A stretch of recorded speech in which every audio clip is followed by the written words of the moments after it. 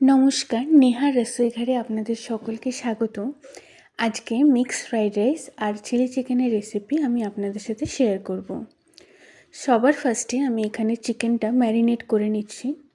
2 চামচ আদা রসুন বাটা দিলাম, 2 চামচ এখানে আমি সয়া সস দিলাম, 1 চামচ red chilli tomato sauce, 1 teaspoon আমি এখানে গোলমরিচ, 1 teaspoon Kashmiri red chilli powder আর 2 চামচ এখানে আমি কর্নফ্লাওয়ার দিচ্ছি।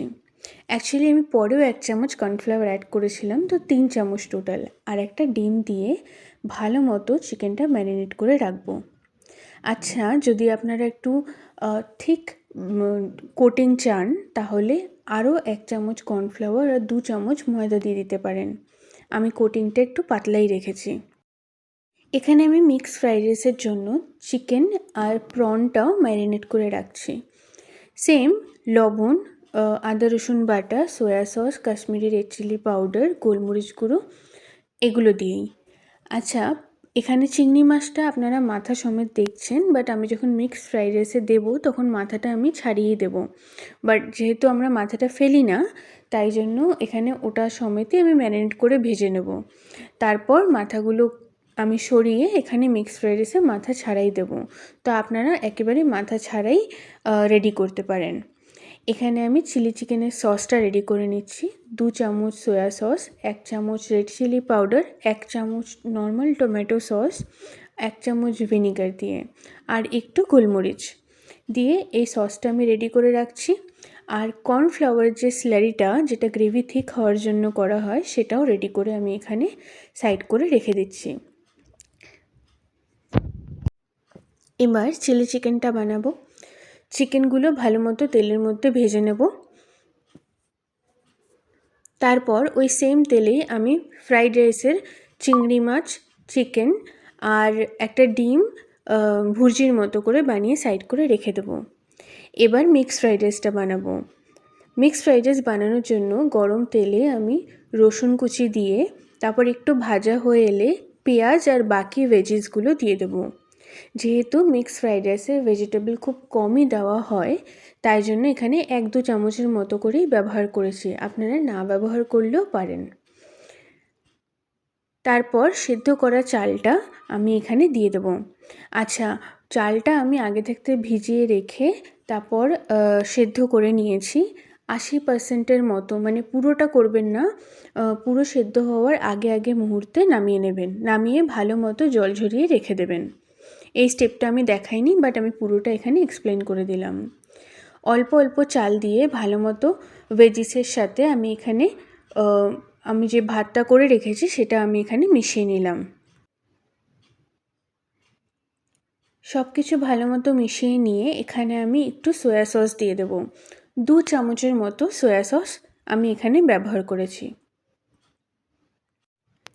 এটা বানানোর একটাই কি আপনাকে একটুখানি মানে কন্টিনিউ আপনাকে ভাতটাকে নাড়াচাড়া করতে হবে।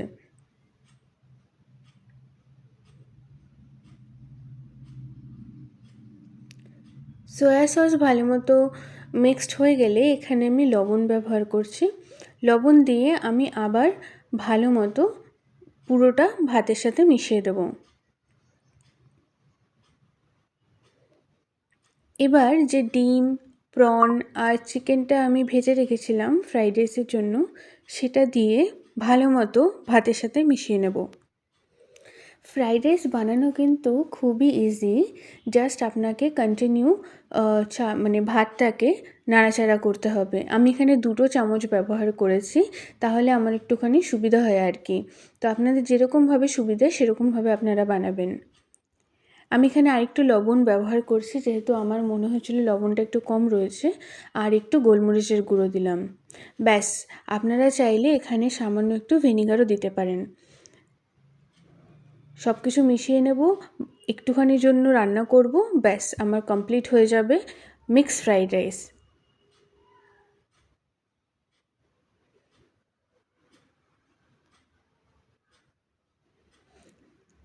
মিক্সড ফ্রাইড রাইস হয়ে গেছে, এবার আমি বানাবো চিলি চিকেন। চিলি চিকেন বানানো কিন্তু আরও ইজি। গরম তেলে রসুন কুচি আর আদা কুচি দিয়ে ভালো মতো ভেজে নিয়ে তারপরে পেঁয়াজ কুচি আর ক্যাপসিকামটা দিয়ে দেব। আর এখানে 2টো লঙ্কাও আমি দিয়েছি, কাঁচা লঙ্কা। স্বাদ অনুসারে লবণ দিয়ে দেবো। লবণটা একটু কম দেবো, যেহেতু যে ওই সসটা আমি বানিয়ে রেখেছি, মানে সসের ইয়েটা বানিয়ে রেখেছি যেটা এইমাত্র দিলাম, সেটাতে কীরকম পরিমাণে লবণ থাকবে সেটা তো জানা নেই, তাই জন্য লবণটা আমি কম ব্যবহার করেছি। পরে চেখে দেখবেন, যদি লবণ লাগে তাহলে সেই অনুযায়ী আপনারা লবণ দিয়ে দেবেন।